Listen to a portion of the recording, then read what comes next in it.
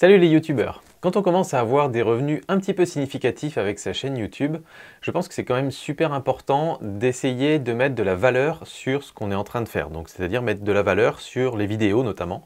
Et donc dans cette vidéo, je vais vous expliquer très précisément comment je détermine la valeur d'une de mes vidéos, ce que ça me coûte, ce que ça me rapporte, pour pouvoir ensuite prendre des bonnes décisions sur la chaîne YouTube.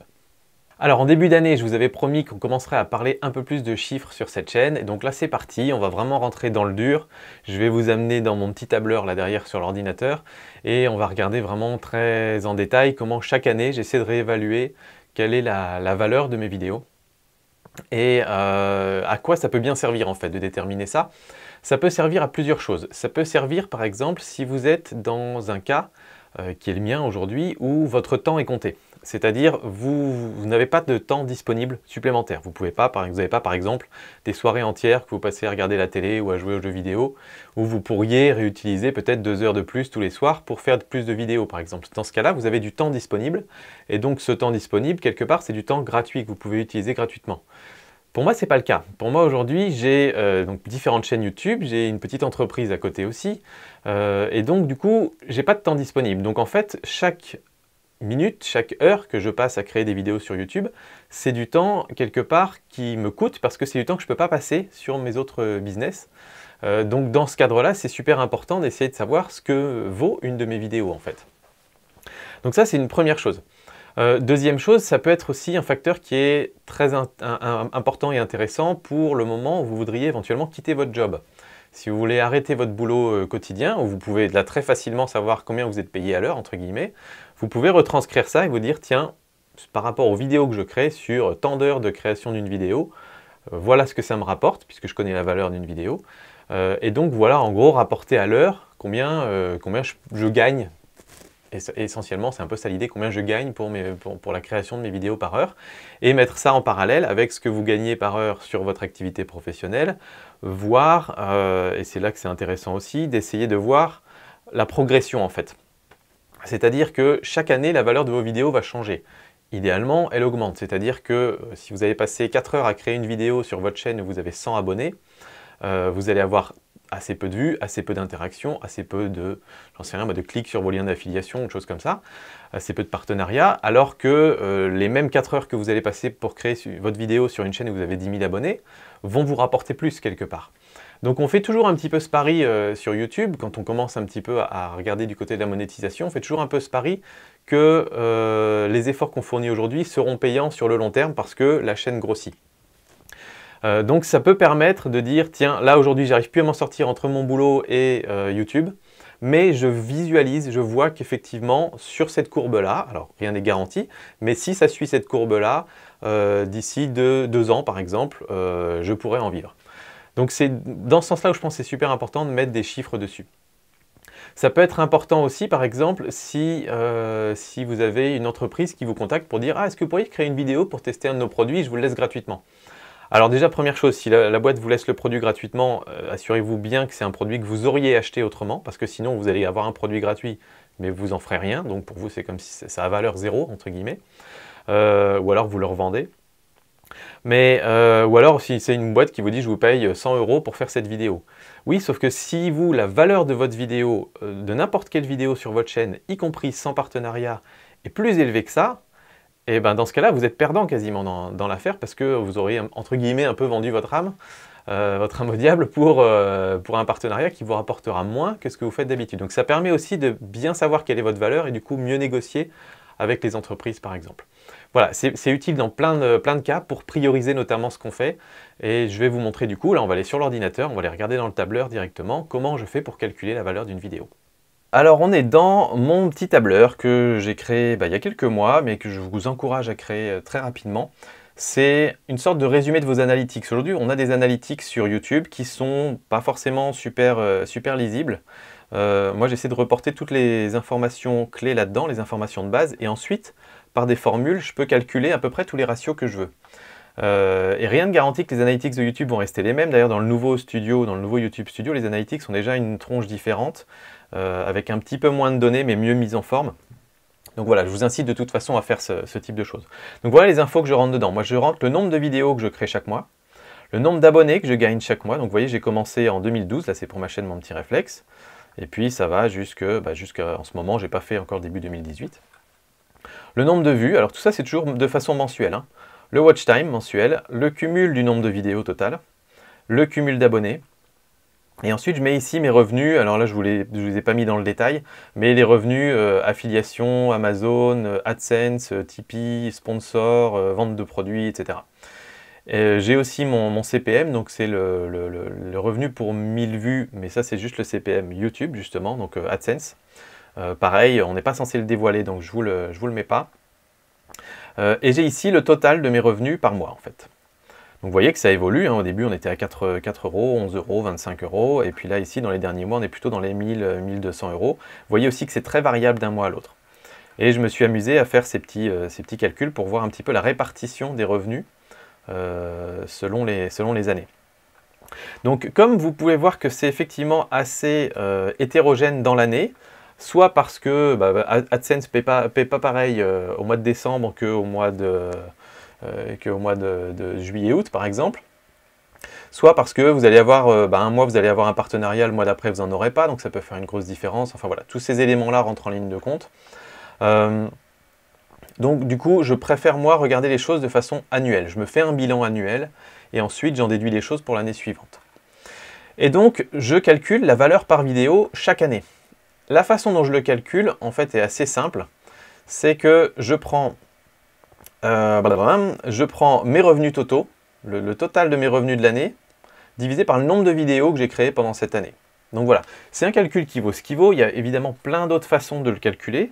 Ça ne veut pas dire que c'est un calcul qui est rigoureusement exact. Mais moi, c'est un calcul qui me convient parce que je pense en gros que chaque année, je réinvestis dans ma chaîne. Évidemment, cette année, sur mes 12 000 euros de revenus, j'en ai une bonne partie qui vient de mes anciennes vidéos. Mais je considère, moi, que tous les efforts que je fais aujourd'hui, c'est pour les vidéos qui vont payer aussi dans les années qui viennent. Donc, en gros, pour faire simple, si je constate que mes vidéos de cette année marchent aussi bien que les années précédentes, eh ben, je prends ce ratio-là. Donc voilà, on pourrait le faire différemment, mais je trouve que ça, c'est un bon moyen d'intégrer en fait les futures performances des vidéos que je crée aujourd'hui. Donc voilà, c'est largement critiquable, je suis d'accord avec vous. Et donc, vous pouvez constater qu'au tout début, une vidéo pour moi rapportait environ 15 euros en 2013, en 2014 40 euros, en 2015 85 euros, en 2016 119 euros et en 2017 176 euros. Donc on voit qu'on a une bonne courbe de progression. 176 euros, pour moi, ça veut dire que c'est une moyenne, évidemment, sur toutes les vidéos que je fais. Après, si vous avez comme moi différents concepts sur votre chaîne, différents concepts d'émissions, vous savez aussi qu'il y a des vidéos qui font moins de vues, des vidéos qui sont moins intéressantes parce que ça ne va pas forcément amener soit des liens d'affiliation, soit des partenariats ou des choses comme ça. Mais ça peut être du contenu communautaire qui plaît à votre communauté, et ça, c'est hyper important, c'est même presque plus important que le reste. Donc, voilà, je préfère faire une moyenne comme ça, mais je sais aussi que c'est un petit peu variable selon les cas. Donc ça veut dire pour moi, c'est la base. C'est-à-dire si je fais une vidéo sur n'importe quel sujet, un truc où je m'éclate, je me fais plaisir, sans prise de tête, sans calcul monétaire ou je sais pas quoi, je sais qu'à la base, j'ai ce budget-là, entre guillemets, pour créer ma vidéo. Si je dépense 100 euros pour créer ma vidéo, soit en temps passé, disons, je dis n'importe quoi, je me paye, disons, 20 euros de l'heure, sur lesquels après je paye des taxes, etc., je sais que je peux passer sur cette vidéo-là 8 heures, par exemple, tout compris. Préparation, tournage, montage, mise en ligne, etc. Je sais également que si par exemple j'ai une entreprise qui me dit tenez, j'aimerais sponsoriser une de vos vidéos, je sais que du coup je vais, comment dire, je vais mettre en face de ça ce que je risque d'y perdre en fait. Quand il y a une entreprise qui sponsorise une de vos vidéos, c'est quelque chose qui ne va pas forcément plaire à toute votre audience. Vous risquez de perdre un petit peu d'abonnés, vous risquez de froisser certaines personnes, même si beaucoup de personnes comprennent quand on leur explique bien. Et donc, du coup, il faut mettre un premium là-dessus. C'est-à-dire que ça, c'est le tarif de base pour une vidéo où je m'éclate. Si c'est une vidéo sponsorisée avec une entreprise, déjà, ça va prendre du temps supplémentaire parce qu'elle va me demander de revoir des trucs, de passer du temps sur différentes versions, de préparer peut-être la vidéo ensemble. Il y aura des discussions, des allers-retours, etc. Donc ça, il faut le compter. Et en plus de ça, moi, je compte un premium pour le fait que c'est pas une vidéo 100% Sylvain Lepoutre, c'est une vidéo Sylvain Lepoutre plus une marque. Et donc, quelque part, je sais que ça va potentiellement un petit peu moins plaire sur ma chaîne. Et donc, du coup, il y a un premium pour ça. Je vous invite, si vous voulez savoir à peu près à combien vous devez vendre vos vidéos pour des partenariats ou des sponsorships ou des sponsors, à aller faire un tour sur Social Blue Book, SOCIAL BLUE BOOK. C'est un site qui est créé par des par des youtubeurs actuels justement, où ils vous aident à évaluer correctement ce que valent une de vos vidéos, ce que valent vos vidéos selon que par exemple vous évoquez juste un produit, c'est juste un sponsoring ou c'est une vidéo complète créée pour parler de la marque ou du produit, et c'est assez intéressant. Et vous verrez qu'on est bien au-delà de ces estimations-là, mais pour moi ça correspond à peu près au premium que je suis prêt à faire payer entre guillemets à la marque. Et donc ça peut être aussi très intéressant pour, comme je vous disais, savoir ce que vous pouvez investir dans la création de votre vidéo pour que ça reste rentable à la fin. Je vous ai parlé du temps tout à l'heure qu'on peut passer dessus, on peut le voir aussi autrement. Quand on arrive à un stade où on n'a vraiment plus de temps disponible supplémentaire, entre guillemets, je vais faire toujours plus de vidéos, mais il y a un moment, j'ai envie de passer un peu de temps avec ma famille et passer du temps sur mes autres business aussi. Et donc dans ce cas-là, on va commencer éventuellement à sous-traiter quelques tâches. Depuis quelques mois, j'ai commencé à travailler avec un monteur qui fait du super boulot, que vous pouvez aller voir, je vous mets le lien dans la description aussi, c'est MXD Prod.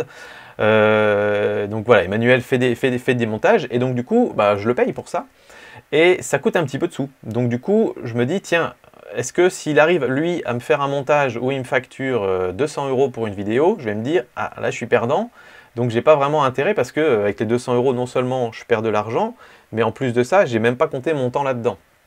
Donc je me paye pas et en plus je perds de l'argent. Par contre, s'il arrive à me faire un montage aux alentours de 50 ou 100 €, je me dis qu'on peut commencer à rentrer un petit peu dans les clous, et si moi ça me permet de faire plus de vidéos, ça commence à être intéressant. Donc voilà, ça permet aussi vous de vous caler avec votre monteur pour que lui par exemple ne parte pas, lui ou elle, ne parte pas dans des trucs où il va faire des montages complètement avec tous les effets spéciaux, les machins, etc. mais qui vont lui prendre 8 heures et qui vont du coup vous coûter beaucoup trop cher. Ça permet d'optimiser et en gros ça vous permet de dire à votre monteur, bah écoute, aujourd'hui au niveau de performance de ma chaîne, etc. Tu peux te permettre de passer suffisamment de temps, tu peux te permettre de passer 2 heures max ou 3 heures max sur une des vidéos, pas plus, parce que si tu passes plus de temps que ça, moi je vais perdre de l'argent au final. Donc ça permet vraiment de calculer ces ratios et de commencer à être vraiment très très précis dans ce qu'on fait finalement sur son business YouTube. Et je finirai par dire aussi que la valeur d'une vidéo dépend énormément des types de monétisation que vous mettez à côté. Là, je l'ai fait pour mon petit réflexe où je monétise sur différents canaux quand même. Si je le faisais sur le coin des youtubeurs, par exemple, je pense que j'aurais des valeurs de vidéo beaucoup plus faibles que ça, parce qu'aujourd'hui, je monétise uniquement par AdSense, un tout petit peu d'affiliation, je pense, mais je ne l'ai pas encore séparé de mon petit réflexe, donc j'arrive pas à savoir exactement combien. Mais voilà, c'est finalement vraiment pas grand-chose. Donc je pense que j'aurai des valeurs par vidéo beaucoup plus faibles, qui justifient peut-être de passer moins de temps à créer ces vidéos. Après, tout dépend de votre personnalité. Moi, je suis quelqu'un qui est assez conservateur dans ma façon d'entreprendre, c'est-à-dire que j'aime, en gros, réinvestir l'argent que j'ai gagné. Donc aujourd'hui, si chaque vidéo m'apporte 10 €, j'essaie de faire en sorte que ça me coûte moins de 10 € de la créer. D'autres personnes, eux, aiment prendre des risques et se disent, tiens, si je vois ma courbe ici, 85, 100, 120, 177, donc je me dis que dans 2 ans, je vais être à 350 € par vidéo peut-être, donc je peux investir l'équivalent de 350 € dans chaque vidéo, et puis je me dis que je retomberai sur mes pattes. Voilà, il y a des personnes qui sont un peu plus prospectives comme ça, moi je suis plus conservateur, mais peu importe, chacun fait un petit peu à sa façon. Tout ça pour dire que ça dépend beaucoup des moyens de monétisation que vous mettez en face. Si je vendais par exemple des produits, si je vendais des formations photo, et que ça avait énormément de succès, et que par exemple sur le mois de décembre, j'avais vendu pour, j'en sais rien, on va dire 20 000 € de formation. Donc je suis passé d'un seul coup à 458 € de valeur par vidéo, ce qui change tout d'un seul coup. C'est-à-dire que si vous avez des revenus qui sont assez importants à côté, vous pouvez mettre plus d'énergie, plus d'argent et plus de qualité dans vos vidéos parce que ça fait du sens en termes d'entreprise et de business. Voilà, j'espère que cette petite plongée dans les chiffres vous aura intéressé. On va continuer comme ça, on va regarder aussi quelle est la valeur d'un abonné, quelle est la valeur globale de votre chaîne. On va commencer à regarder un petit peu tous ces détails-là, parce que je pense que plus on plonge dans les chiffres, plus on arrive à prioriser un petit peu ses actions et ça évite de s'éparpiller un peu dans tous les sens. Ça permet aussi de savoir quel type de vidéo on va plus essayer de faire, quel type de partenariat on va faire, comment on organise son workflow et son travail. Alors évidemment, je l'ai déjà dit plein de fois, mais ça c'est des considérations qu'on va avoir à partir du moment où la monétisation devient conséquente. Donc vous savez, la fameuse barrière, à mon sens, des 10 000 abonnés au minimum. En dessous de ça, privilégiez la passion, amusez-vous, éclatez-vous. Considérez qu'au début que YouTube n'est pas un business. Pour la majorité d'entre vous, ce ne sera jamais un business et c'est très bien comme ça. C'est déjà un bon moyen de faire entendre votre voix. Mais pour ceux qui sont à cette étape-là, je pense que ça commence à être très important de poser les chiffres et de faire des choses de façon un petit peu plus raisonnée. Voilà, j'espère que ça vous aura plu et puis à très bientôt sur le coin des youtubeurs. Ciao!